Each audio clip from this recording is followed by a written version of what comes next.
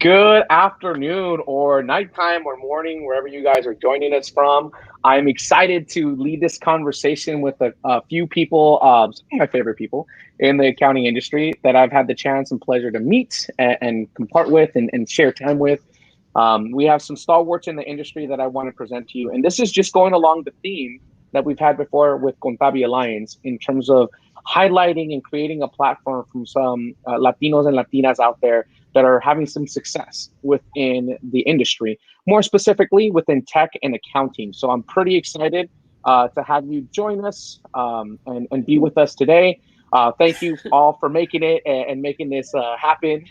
Welcome, Will. We're going live with you coming on board. Technical difficulties, of course. But we're really thrilled to be able to have this. So what I wanted to start with is Contabi Alliance, right? So we are an organization that's dedicated to the professional growth of people that are within the accounting field. So if you see yourself having that need, having that desire to grow and to get motivated and mentored and coached along with things that you're doing, please feel free to join us at contabialliance.com and learn more. We're also highlighting each one of these amazing people and telling their stories, their what and whys, and everything along with it directly in our series, Latinos and Latinas in Tech. It will be on our website also, contabialliance.com, which is shown on the bottom of your screen too. And so we're excited to get going. So as to start with, we're also highlighting each one of these amazing people. I would love for you guys to try not to, no, you guys can record all of it. I would love to do an introduction, right? So start with your name, where you're coming from, and your nationality. I think that's a good start. Who wants to go first? You want to go first, Brian, because you're just in my order? Yeah, Brian. First name is Ernesto, most commonly referred to as Brian. I am brand new or super new to the accounting industry, about 3 years of experience working for a great OCR company based out of the UK. I inherited the Latino community when I decided to join, and it was always part of the agenda for me. But like I said, when I say inherited, I mean I really got to meet some great people who joined. I have a background in tax and a background in bookkeeping, but actually my background, my education is in engineering. Fell in love with the tax and accounting after I left college, and I decided that it was an industry that I wanted to be a part of. Nationality, though, I am a dual citizen of the great country of Mexico and the great country of the U.S. My family all comes from Mexico. I wouldn't say immigrated here, but I've been living here since I was about 5 to 6 years old. So first Awesome. language was Spanish, but this is what I call home now. Awesome. Thank you for sharing. Leslie, brief intro. Oh, Sorry. your audio is. Yes. I was there. You go. Pressing that button. Sorry. My name is Leslie Rodriguez, and I am the head of CPA partnerships at Expensify. So I do have an accounting background, but it wasn't my favorite subject. So I left accounting for a little bit and then came back to it via Expensify and tech. My family is originally from Colombia. I was born in the US, but like Brian, I'm also a dual citizen. So happy to be here. Thanks for having me. Awesome. Jackie. Hi, so my name is Jacqueline Velez. I am the U.S. Hispanic Director at Xero, the cloud accounting platform. I was born in Houston, Texas, where I am now. My mom is from Mexico, from the border of Mexico and Texas. Actually, my ancestors on that side are originally from Texas when it was Mexico. And then my dad is from Santa Cruz, Bolivia. I am not a dual citizen, which it seems like I need to be because that's like what everybody else is saying. So I need to find out how I can get that because I want to have a Mexican or a Bolivian citizenship because maybe then I could travel right now. That'd be very nice because I can't travel with this U.S. passport right now. And similar to Leslie, I was an accountant, a disgruntled accountant. And then, I found Xero and it really saved me from, thinking that industry was just horrible. Xero helped me find a new way. And then I, really started getting a passion for empowering accountants, which ultimately would help empower small businesses. And then, like Brian said, naturally, I just started working with the Latinos. And so it was just another level of empowerment. So that's my theme, is always going to be empower the accountant, empower the Latino, empower the Latina. So yeah. Thank you, Jackie. Thank you. Cristina. Hola. So, like, I don't have dual citizenship either, Jackie. So you're not alone, but I gotta get on that wagon. You know, soy mexicana, padres mexicanos, de Zacatecas, same place that Arthur is from. So we say we're primos. Wow. Yeah.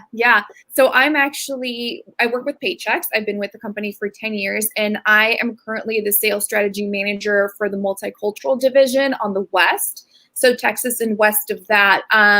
Like I said, I don't have a background in accounting. Actually, I've been with the company for 10 years. My background is I have my master's in human behavior. So it's more marketing, networking, etc. So it's been a fun transition working with a lot of accountants. I love it. I never thought I would be in this field, and I wouldn't have it otherwise. So thanks. Thank you, Christina. And Will. Hey, dual citizenship, Northern Miami called Southern Florida, and then the United States. But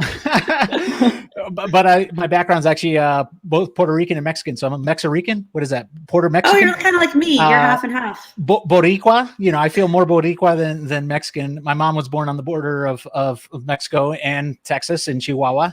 Oh. And my dad was from Guayama. So, been an accountant my entire life. My parents are your conventional, traditional Spanish entrepreneurs. They loved owning a business, and they were all about wheeling and dealing. And not only just because they love business, but because they are actually born in poverty too. So, my mom was born really poor. My dad was born really poor, and entrepreneurship was a way for them to put food on the table and do what they love. And so I'm at Gusto, head of Gusto's accountant program or partner program or accountant community as they spin it. And really love my profession, love my heritage. Awesome.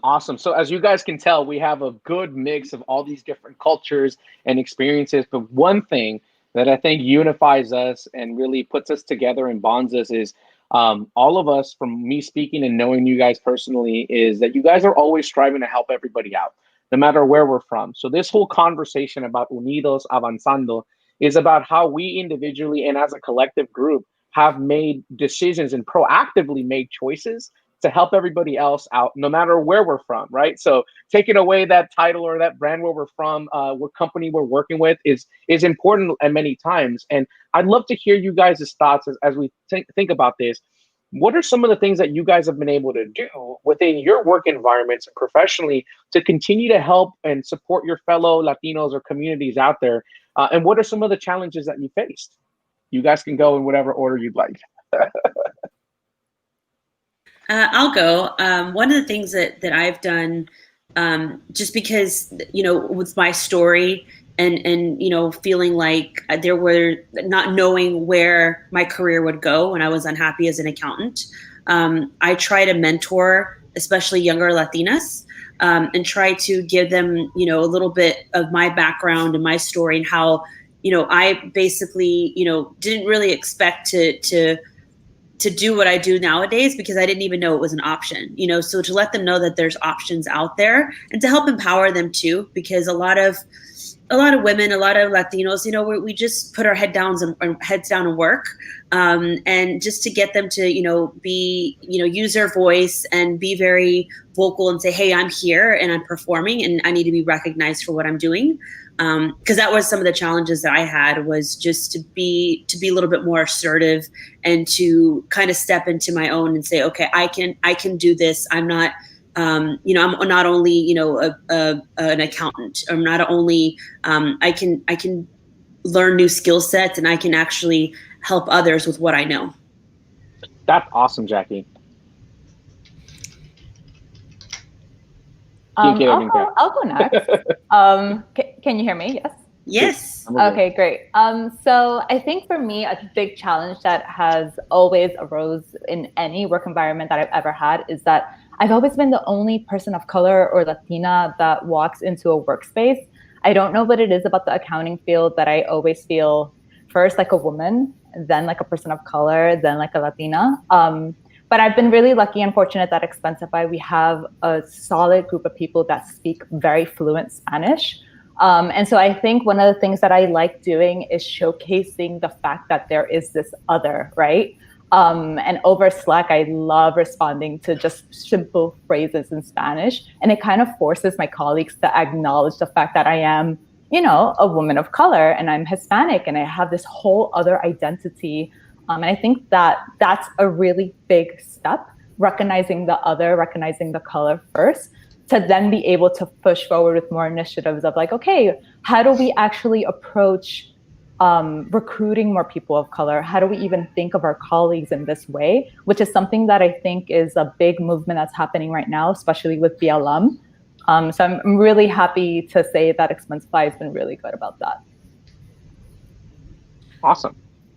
You know, I'd say on my side, when I joined Gusto, Gusto has a lot of these affinity groups, and so they have the Latinx affinity group. And what's been really fun to be a part of is pushing Gusto Español, or Mi Gusto Gusto, internally, and a lot of it is trying to just drive awareness of just more support for the Latinx community, because I mean, we don't have to serve every dialect or, let's say, language, but you know, the Spanish language is second in the United States, right? And so what better, you know, demographic to serve than the Latinx community? So there's so much going on at Gusto where, I mean, Joel, you actually delivered the very first, you know, CPA Academy webinar in Spanish through Gusto, right? And we were doing initiatives like that where we were trying to create more content for the Latinx community and just trying to keep that community top of mind in either the stuff that we create, whether it's content, whether it's community building exercises or moments. But, you know, Gusto Español on the inside is our group's main initiative to try to just bring more visibility of that community to all of Gusto and in Gusto's base. That's great. And you guys have mentioned some things that we can do internally, right? That you guys have been a part of. ERG, so employee resource groups that are in your companies that you guys even probably have a hand in some activities or some initiatives or some things that is happening on there. Can you guys talk about maybe also to like Jackie's point in terms of sometimes we're a little shy or less, we don't want to be that like person identified as such, or like we're loud, we're really obnoxious or whatever that may be. What kind of challenges have you guys faced within your own professional careers that have kind of like you've had to oversee or get over, if any? Right. So that's a loaded question, but it's a very good question, I think. You know, I think just being from this part of the world, you know, siendo Latino and then siendo, you know, also an American, you know, we have kind of the concept where we're neither here nor there. Sometimes we feel different. Sometimes we feel like we don't belong in our, you know, mother country, or sometimes we feel like we don't belong here. So that as growing up, that kind of like mentality seems to seep in. So I think the first thing is changing that mentality, right? Having groups, having resources internally, having a sense of community is big, and it's going to help push the narrative, and it's going to help make us feel like, hey, you know what? It turns out I'm not the only one that feels this way or is about that. And for me, it's a little bit different. I represent everything that is Latino for us. If I say something or act a certain way or make a comment about a certain thing, I represent that for my community. We migrated over from Europe, and I was literally the first Spanish speaker and the entire representation. I think I was probably the first non-American, like Mexican employee that we had hired. So although community is important and I'm all for it, and this is why I'm here, and this is why I appreciate every one of the panelists, I also think it's the mentality. We need to address where we potentially could have picked that up, but also that it's not necessarily that case. And there's a great book. I always recommend this book. It's by a professor. His name is Luis Alberto Urieta. He wrote The Devil's Highway. It's a award-winning counter narrative about people that migrate from Mexico. But he also wrote another book called Ni de aquí ni de allá, Neither Here Nor There. And it talks about the mentality and the psychology of our specific demographic. So, you know, the Niños, we spoke Spanish first, and then we migrated things. So we kind of had, we would, at home, we were a certain way. And then we had to kind of change that to accommodate and to emulate to school, for example. So that's my thing. I always push towards the mentality because I feel like it starts internally. And regardless of, Will, Leslie, we have a community where we're supported, even when we don't feel supported. I think it's important to be the one to be the first and be the representation. Even though it seems like a lot of pressure, still it starts with the brain, I think. Yeah, and Christina, you had a good reaction on the ERG side. I'm sure that you've been a part of like sort of things, especially on the cultural piece that you're leading within your company. Can you talk about that? Like, what are some of the challenges that people can face, even when if they're trying to start something internally with wherever they're working at to make that happen? Yeah, so we currently don't have an ERG, but we are creating our very own resource group. It's actually in the works. And so we at Paychex, we've come a really long way in the last 3-4 years. We have Dr. Dina Krimble. She is a phenomenal head of diversity and inclusion, and she's introduced the company to this concept of resource groups. So we have a number of them, including veterans, and now myself and my counterpart Cindy are launching the resource group for the multicultural team, right? For Latinos. We're actually announcing it on Friday, so I don't want to do a giveaway of the name. Yay! Yeah, super excited. So, it's been a request. People want this change.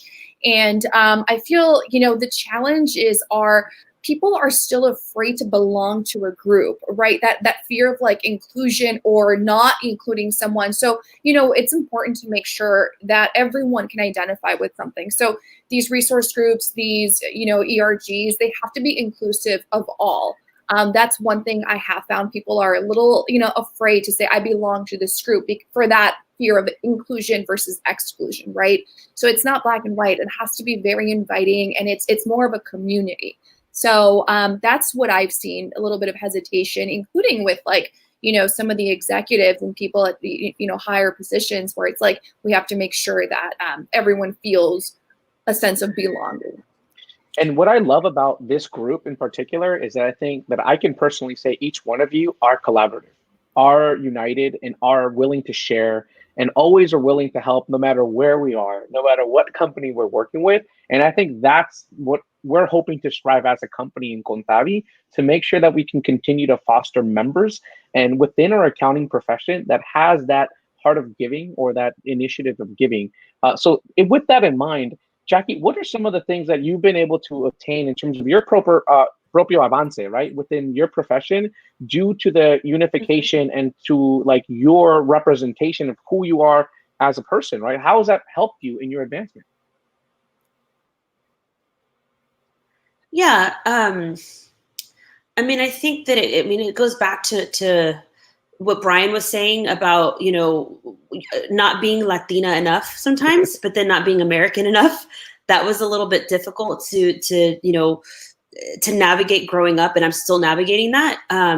And so I'm going to go back, through the whole thing, because there was a whole journey that happened that you probably saw too, Joel, that I'm a little bit different than whenever you first met me. In that, I keep on talking about like my voice, because really, it came from, like I said, there was this identity that I wasn't sure where I fit in.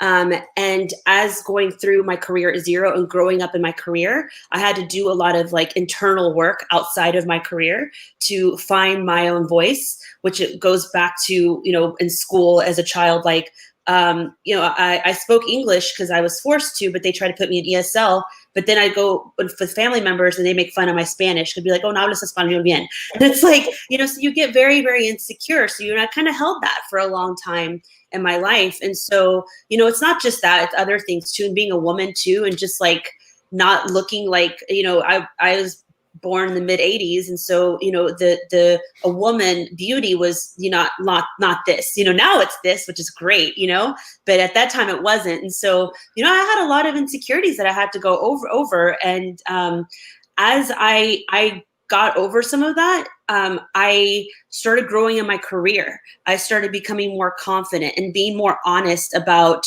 who I was, because I feel like up until maybe a few years ago, when I was still in accounting, I was kind of faking it. So when I really just started showing up and being vulnerable, and Xero is a really good place for that. Xero kind of has this this principle that we use. It's called #human, where you show up as a human being, and having that support behind me and kind of growing up through zero in my 30s, which is kind of weird, but going into that and empowering myself through that, I think that really helped me, grow into my career and to show my story. So that, I don't know if I answered your question, but that being said, like just being myself made me a stronger person in my career, and then sharing the story could hopefully inspire other people.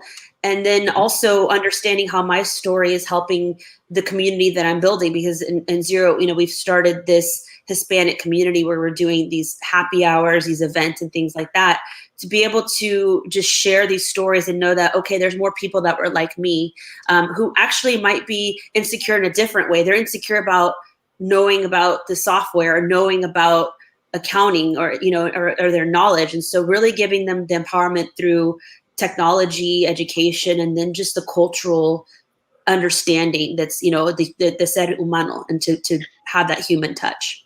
Yeah, I love it. I mean, bringing up the subject of valores, we all grew up with some set of values, unos valores particulares o culturales o comunales, from wherever they're from. I'm Nicaragüense, and I grew up with a different type of valores, right? And I've also, even your religious upbringing has an effect on your valores. Will, can you talk a little bit about that? How you feel like your value system has actually like been a part of your identity, and hopefully it's also a way that you've actually, one of the reasons why you've been able to be so supportive of everybody, including myself, and anything and everything that we're doing today. Yeah, what's interesting is I was brought up with a dad that was born in 1930, so he had me when he was in his mid 50s, and a lot of the old Latin culture actually still really resonates with me. And it wasn't, it's almost like the pre-boomer to the Latinx kind of thing.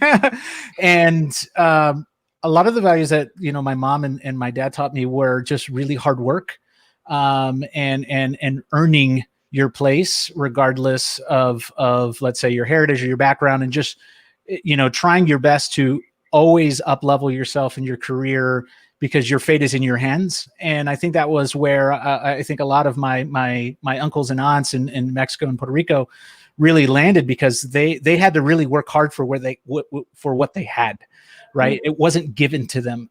It was never given to them. And so, hard work, determination, grit was very top of mind for my family. And I experienced it. I mean, I have a very old memory of me living with my parents, my sister, and my brother in the back of one of my dad's businesses. So this was very early. He had lost a business. He had started another one. It was like a secondhand store, and we had lived in the back of this secondhand store. And I remember how we were taking showers, and this was probably a memory from like maybe 5 or 6 years of age.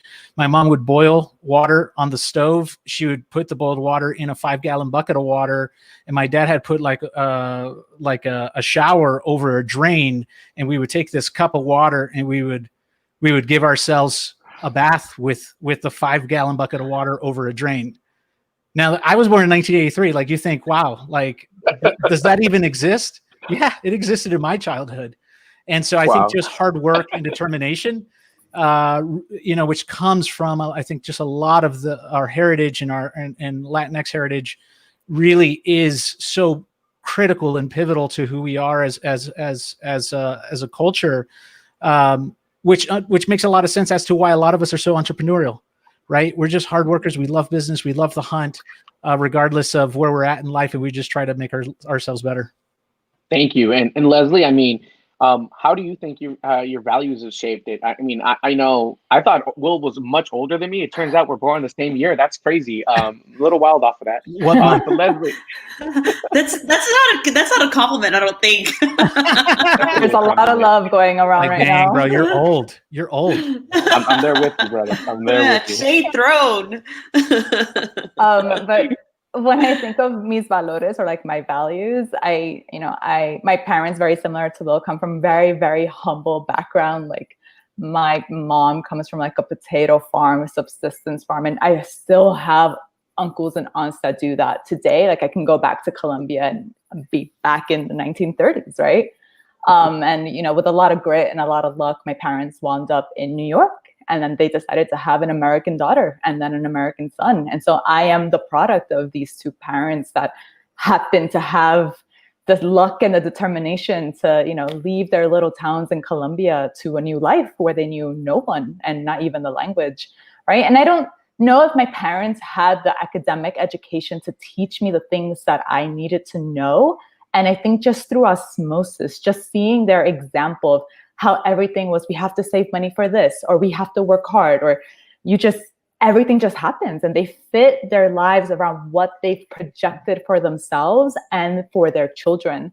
And I think my brother and I are just, and like every child of immigrants from any place, not just Latinos, we're just a product of our parents, right? And so it would be impossible for me not to understand that I am a product of them and my values come from that. And then that, you know, translates into work. I am work. I bring me into my employer, right? And so everything that makes me, that hardworking, gritty person is what I, you know, then apply to my customers and my clients. Love it. And Brian, man, I mean, just knowing backstory with you, and you guys are going to hear all these insights also when you guys get their individual interviews about that. But talk about that, right? Like the struggle of like just seeing that family upbringing that we all have and coming from, you know, whatever status that we're coming from. But this is what really drives us to avanzar, to get ahead and to kind of keep pushing forward. Like, what has it been your experience in terms of what's helped you avanzar in profession and just as a person? Just as a person, and I apply it to my professional life, is 110% my mother, mi madre. Mom, si estás mirando, hola. But no, like I actually have a new set of superiors that have similar mentality that I do. I've been blessed enough to inherit a new set of superiors, and I'm slowly transitioning to a new team that think like I think, and I'm just incredibly blessed. But one of my superiors, he'd made a comment, probably the third time I've ever met him, and it was a community-based comment. It was community-based as we're getting ready to work with other projects. Jackie and I we're currently working on another project, also Latinx.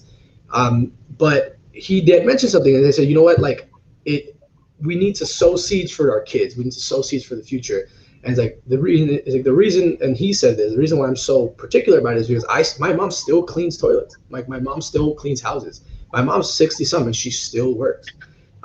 There's no excuses. And my mom is not 66 in any stretch of the imagination, but my mom's still, like the other day, my mom works in the kitchen, and the other day she came home to my house to babysit my kid, and she had a big burn mark. And it just broke my heart. I'm like, yeah, calmate, like you don't need to be doing this anymore. Like you're not a single mom of 4 boys anymore. Like that isn't the case anymore. And my mom, no excuses, doesn't want anybody to feel sorry for her. She's like, I'm your mother. I tell you what to do is basically what she said. Welcome to our lives when we're like 52, right? I was going to say, what Spanish mother doesn't say that? Yeah. So basically, stop telling me what the exact. Exactly. Again, I'm trying to be polite here. This is my professional. That's what happened basically. But I agree 100%. Like if I'm not gonna be content, or I'm not gonna stop because I have people watching me. I have people that depend on me. But more importantly, like if my mom's been, busting her hump, and my superior's mom, who's a lot older than my mom, been busting her hump, and that's just always been who they are. Like, who am I to be entitled? Who am I to be complacent? And who am I to not have that same work ethic? So, yeah, I think it's something. And Leslie, that osmosis, by the way, that I'm going to coin that. I'm going to take that. So if you guys hear me repeat that, shout out to Leslie. But yeah, I just absorb. I absorb that. And I always tell, my mom always tells me in Spanish, she says, keep that same energy. Keep that same energy. Like nothing's easy, and it's not going to be less easy. So I always pray that my shoulders, metaphorically, my shoulders get bigger instead of the load being easier because again, just I'm completely inspired by my mother and other. I'm pretty sure you guys have similar stories, but I'm pretty sure that I will give your moms a hug and a kiss, and I'd say, like, you know what, you remind me of someone very special to me, and that's just who we are, and Yeah. and that's why. I love it. I mean, when you guys hear Christina's interview, family is definitely a deep theme throughout the entire interview, because it's the attribution is it's recognizing what got us here. So recently, when I wrote a blog about this particular webinar and what my thoughts are about it, I kept thinking about the way we all are raised. In contrast to how many people see themselves in the profession, where about, I have to be successful, I individually have to do this, I individually have to do all these different things. But the reality is that every single one of us se crió con una comunidad. Whether you see it or not, if you had a family, you had tios, tias, uncles, primos, primas, everything under the sun. You had all these different mentors in either the churches that you were going to or the congregations that you were assisting to. And you had all these friends and family that kind of helped you in one way or another. So we've all been growing up and learned and grew due to our communities. So what does your community look like right now, you guys? What do you guys feel is helpful for you? And is it important for others out there to really build their community, and how do they do that? So some food for thought as you guys discuss. Christina, what do you want? Would you like to start this one? Yeah.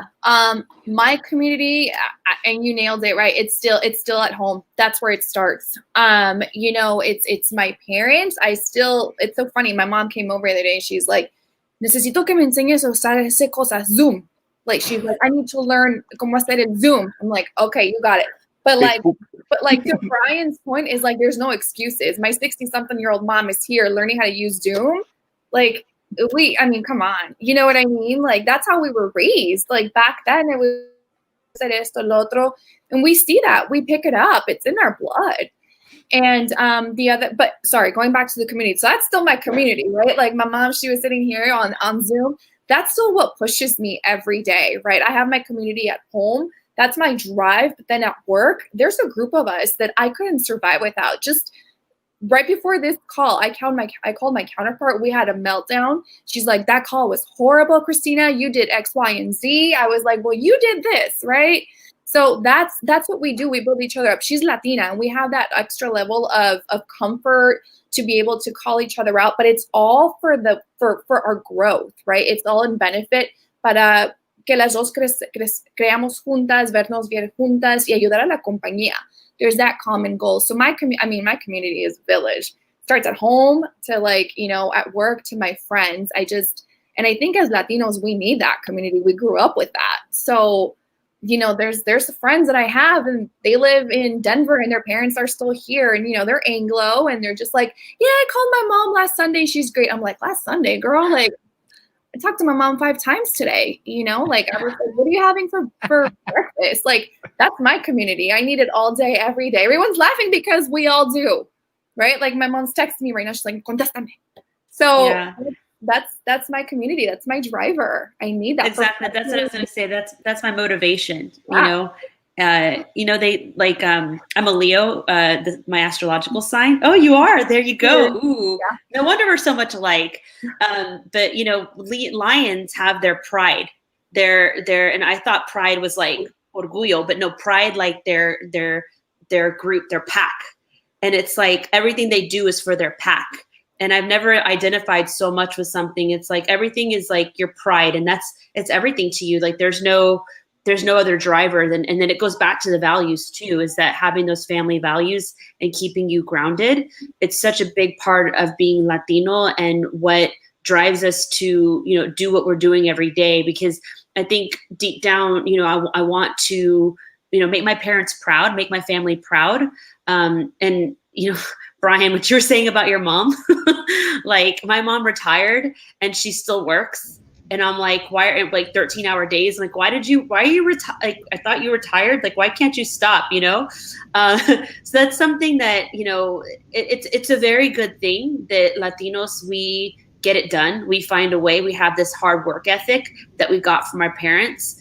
But also, I think Christina, you touched on this, is like your mom will find out how to use Zoom. Like one of the things that I love about Latinos and why I'm passionate even in my work life, because there's this open-mindedness to trying something new and to trying to learn something new. And, with my professional life, it's teaching them how to use technology to help their quality of life. Si quieren trabajar en la casa, cocinar mientras que están haciendo la contabilidad, sí lo pueden hacer, But, like for my own personal story, what I've had to basically kind of teach my mom, and my parents are pretty open to me teaching them, thankfully. I had to teach her, like, you need to put yourself first, especially now, because they always put us first. Well, thank God, because we all came out good and successful. But I had to teach her, like, actually, if you put yourself first, you're going to be a better mom or better person for everybody that you love, and so Latinos, like, that's like the theme I see in almost every single one is like that. Oh no, like I need to put myself last, which is great. But you have to put yourself, which is it, putting yourself first. And if you tell a Latino that, they're like, oh, that's selfish. And, I still kind of think that's selfish too, but when they say this, and I deep down, like I had that in my blood, like nobody told me that, but it's just there. And I think learning how to take care of myself really, when I was talking about it, the empowerment really helped me and come into my own voice. And then I became better for the people that I love because I was showing up as a better person. So I don't know if anybody, you can relate to that, but yeah, that's an ongoing theme that I see with a lot of Latinos. Oh, totally. I mean, you're talking about like some things that are innately ingrained in the Latino culture, which is guilt. Yes. Right? And on point, like we have Hope Davis that went on Facebook. It's like, go Brian, right? So that's the family. Those are the friends that are going on and like celebrating any success that we have. So that's lovely to see. Any other thoughts on that, you guys? Like, what do you guys think about that in terms of just how we all have like this thing that we have to get over, this guilt, this Latino guilt that is started from the initial stages and even now as we move forward? I do have to say that as as Latinas, we have the extra guilt. Absolutely. I might feel alone. I don't think I feel alone. Jackie mentioned it, but like I'm in my mid-30s, like you guys mentioned. I want a little less than 83, but single. My career has been everything. Travel's been everything, and it's still something my parents struggle with, right? Especially my dad. Like they're very proud of my accomplishments. And I have that community, but they're also at a point where they're like, okay, ya te ayudamos, estás haciendo bien, ahora cásate, right?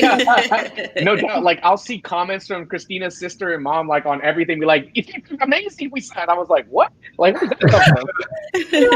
And so, that's something that we still have a big hump that we have to get over still. I think as a Latina community, I'm very involved in a lot of these Latina groups, like We Grow Latinas, et cetera, Latinas in Technology.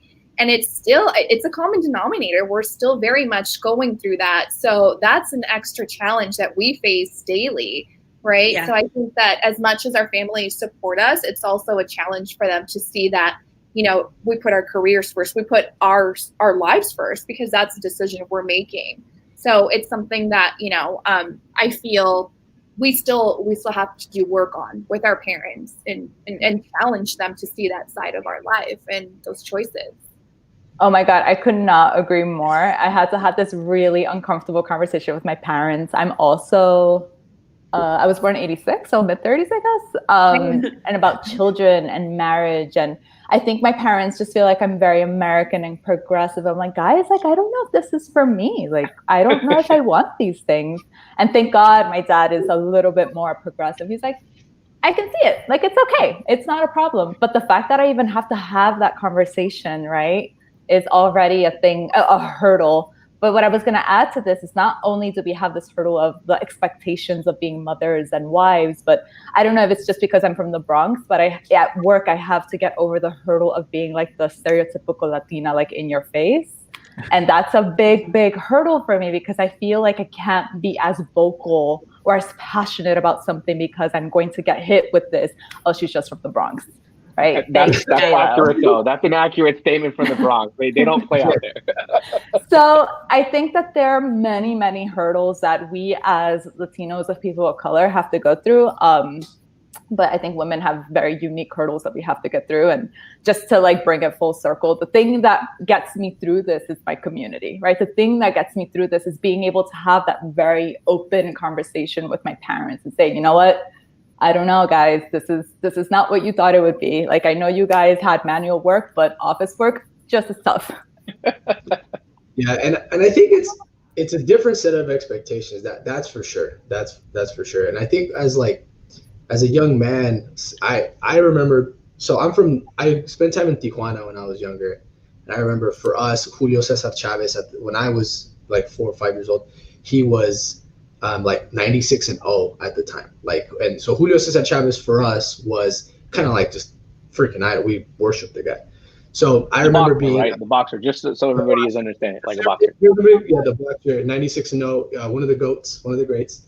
So I remember like I started boxing when I was 4 years old. Like I remember like, and like there's a different set of expectations of this, and then we say it's like I'll say and act a certain way, and I feel like Christina, Jackie, and Leslie, your parents say and act a certain way too, and people just dismiss it as, oh, es que es del rancho. You're like, that's how they are over there. Like, oh, es del campo. Like they don't know, like, so like Leslie, you know, like again, since the community, like they're gonna say things either way, Leslie. Like you just be you. Like you're gonna think you're weird anyway. Like and you just be yourself. You know what I mean? Like I all the time. My mom my mom and my wife have been working with me to be a little more like, I guess the word is sensitive. So you know, it's just certain things that there's certain expectations. There's certain things that we have been embodied with, and like if we've learned anything from our parents, is that you're always growing. You know what I mean? You're always, it's a journey, and but just to encourage you guys, like you do it anyway. They're gonna make fun of you either way. Like they're gonna say you're weird anyway. You know what I mean? Like Jackie, you're gonna be annoying. Leslie, you're gonna be the loud girl in the office. Why am I the annoying one?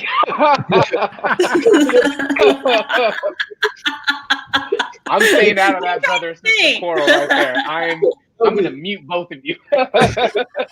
Time out.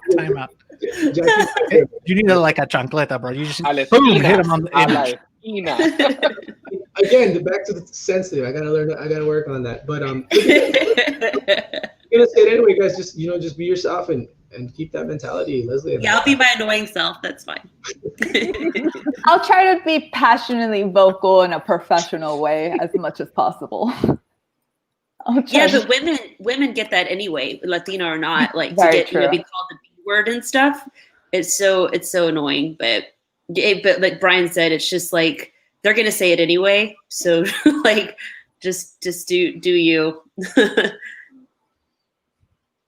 Like I'm in agreement with everybody what you guys are saying. So now we've talked about like the current situation. La situación ahorita que tenemos es una en la cual estamos derribando diferentes barreras que están enfrente de nosotros, cosas que nuestras familias y generaciones de antes han puesto enfrente de nosotros, y todos ustedes han tenido éxito. You see how I just changed it to Spanish? No, that's nice, right? So, en ese punto, con eso en mente, ¿qué podemos hacer todos nosotros? No solo nosotros aquí, pero tal vez, ¿qué son una o dos cosas que ustedes recomienden o que podríamos hacer nosotros individuos para ayudarnos en lo que es profesionalismo, ¿no? En ayudarnos en esta industria para seguir avanzando? And you guys can answer in English. It's okay. I'm not forcing you anything. Wink, yeah, wink. I was going to say, man, como dice Celia, my English is not very good looking, but it's my Spanish. Long live the queen. Yes. Long live the queen. Yeah, so I mean, if you need a translation real quick, it's just more about. I understood. What I know Yeah. you did, But there's other people that are listening, William. But the whole question is around what actions can we take right now as individuals, right, to help each other out? Because I know you guys are doing yourselves your part, but what do you guys recommend to others? Like this baby steps or maybe as a full step to get that advancement going for all of us. I think too, haciendo más cosas como esto sería la primera cosa, you know. Aprendí mucho y de Cristina y Leslie somos muy similares y no sabía. I wouldn't have ever had this conversation with you guys if we didn't do this. Yeah, and I think just piggybacking off of Jacqueline, like I think would have loved to have seen someone like me, someone that looked like me with my experience in my position. Like I never thought this was attainable. I just feel like I stumbled upon it, and now I'm just like hoping that it doesn't go away. Like that imposter syndrome is still there, right? That's another Latino thing. Yes, totally. We can talk about this for ages. Like we can just have a therapy session just on this, right? Yes. But I think that having these group sessions where we're here talking about our experience, explaining where we are professionally and then personally, and seeing the commonality really gives everyone just that empowerment to move forward and really support each other, so that when you have kids, the younger generations, they have something to look up to. Because I know I definitely didn't have that. Yeah, and for example, I'm the oldest of four brothers, and my biggest thing, para todos que están escuchando, my biggest thing is the mentality, guys. The mentality, like, and I want to kind of give a little bit of context. Like, I grew up watching my mom work, okay? Y luego, en particularmente una vez me recuerdo, like, fue a trabajar a limpiar una casa, algo así, en el fin de semana. Y luego le llamó una señora y le dijo, oiga, ¿cuánto me cobra para venir a trabajar? Lo necesito por unas 2-3 horas, algo así. Y mi mamá, 15 horas la hora, like, lo que sea, nomás dime. Y resulta, y luego se fue a trabajar, regresó, y le dije, mamá, like, la gente regularmente cobra 25 a la hora mínimo para empezar algo así. ¿Para qué andas tomando un descuento? And my mom was just like, I didn't know. And I'm like, no, like, ¿y por qué no preguntaste? And then she's just like, well, because, I was scared they would say it. So primeramente is like, every single one of us, there's a seat at the table for every single one of us. And then first things first is change your mentality. Don't think that you don't deserve to be here. Don't think that it's not supposed to be here. Like, in fact, politely, I guess, be a little assertive with yourself. Like, I do deserve to be here. And obviously, look, this is why I deserve to be here. Pero si cambiamos la mentalidad, primeramente, hacemos el ejemplo a los demás. Porque tengo un hermanito, tiene 21 años, y apenas me está diciendo, mira, Brian, like, si tú lo puedes hacer, entonces I'm going to be a freaking rock star. Like, you're dumb, So then, like, it's like the little brother complex. Like, oh, my brother does it, and I'm 5 times smarter than my brother. Like, so that means when I do Cálmate, hermanito, cálmate. Aplácate. Sí, se llama Juan. Tiene el mismo apellido, se llama Juan. Díganle que se calme. Pero that's the little brother complex, and I didn't have to tell him that. I didn't have to say, dude, like you're gonna, these things are there. He just saw me, and he's like, well, I learned from you, and then I feel like I can do things better than you because I learned from you, or whatever the case may be.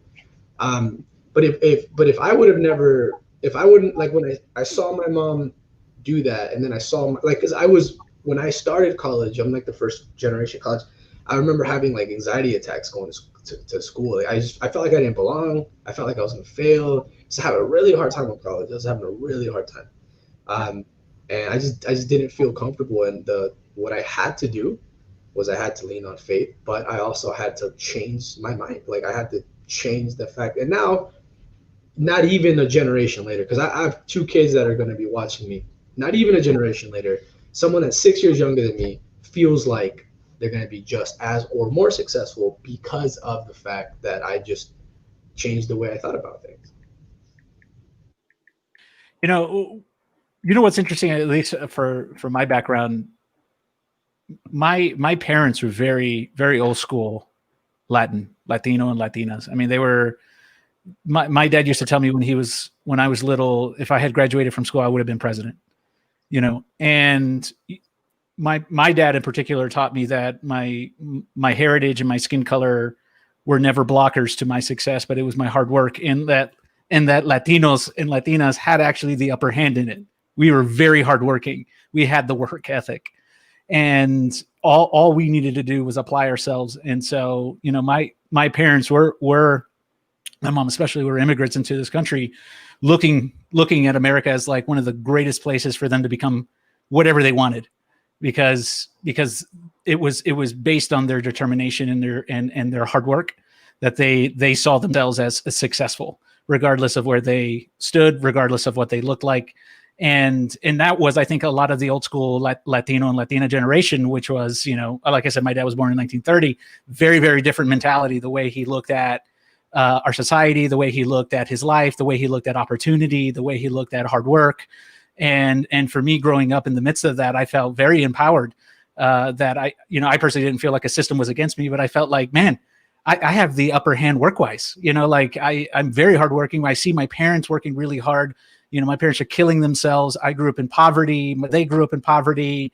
All of this, you know, helps me to really refine who I am and to realize where I come from, and that I can achieve anything if I just apply myself and stay true to my background and my heritage and the hard work that, you know, of what we can accomplish, you know, as Latinos.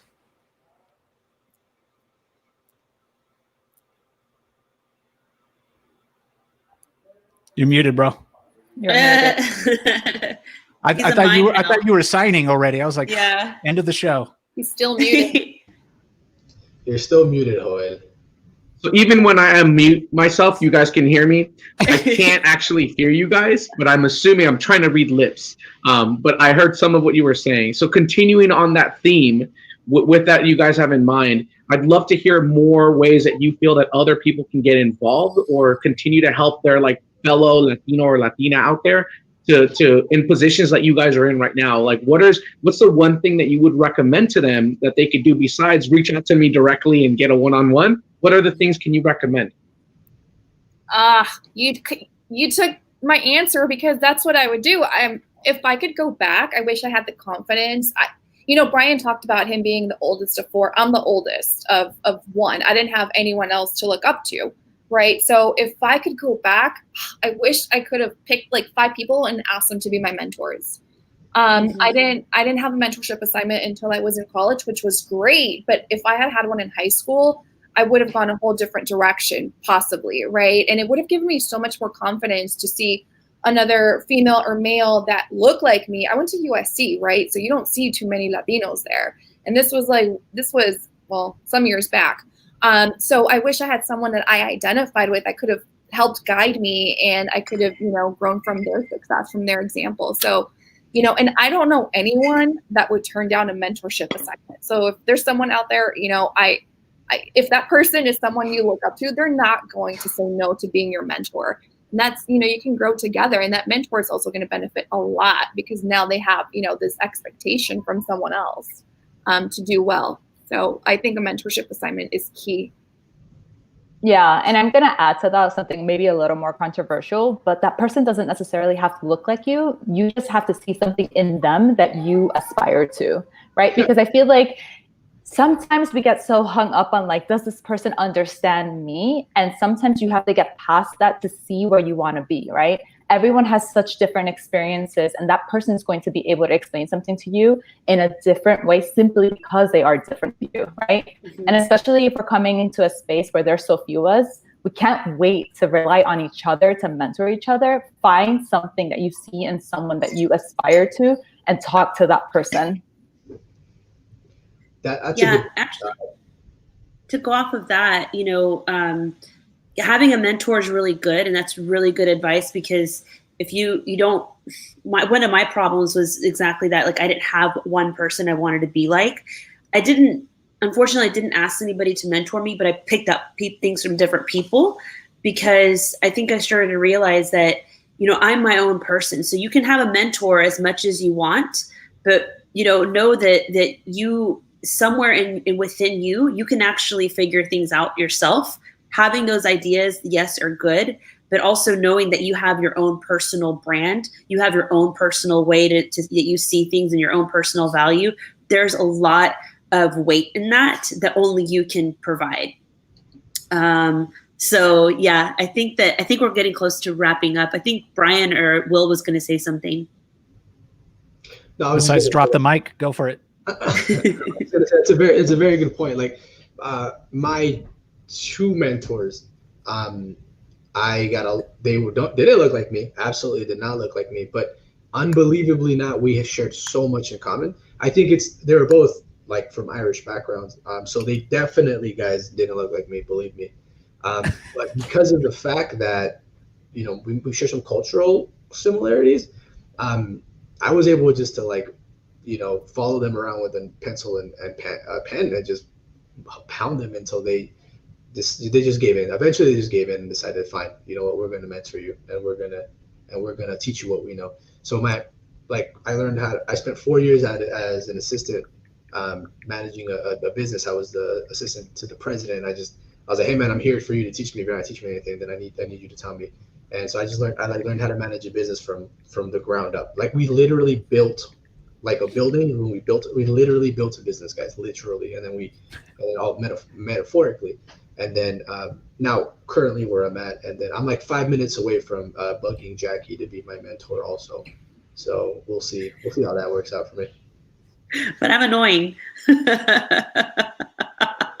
How to be annoying. I'm not letting that one go. Oh, never mind then. I guess she's... Of course I Great. will. So, muchas gracias a todos ustedes por tomar el tiempo, compartir sus historial, sus vidas con nosotros, y más que nada apreciamos bastante el hecho de que cada uno de ustedes siempre están dispuestos de compartir y colaborar y juntos avanzando, en todas las cosas que vamos a hacer. Apreciamos tanto el tiempo que han hecho. Todos ustedes los que están oyéndonos hoy, como Ramiro de nuevo, mira, Brian es el All-Star hoy, recibiendo todos los comentarios. Sí. Queríamos darle las gracias por juntarse con nosotros hoy en vivo y aprender un poco más sobre nuestros líderes en la industria de tecnología que nosotros hemos identificado como Contabi. Les invito de nuevo a ir a nuestra página de web, contabialliance.com, para que puedan aprender más sobre estos líderes y sus historias con un poco más de detalle. De nuevo, a los 5 de ustedes que pudieron estar con nosotros, los aprecio bastante y ustedes saben que son importantes para nosotros como Contabi, pero también para mí profesionalmente en mi desarrollo. So I wanted to really thank you guys for taking the time today. I know it's pulling you guys in at 3 o'clock, but I really appreciate you guys taking that time. Take care. Muchísimas gracias. Adiós.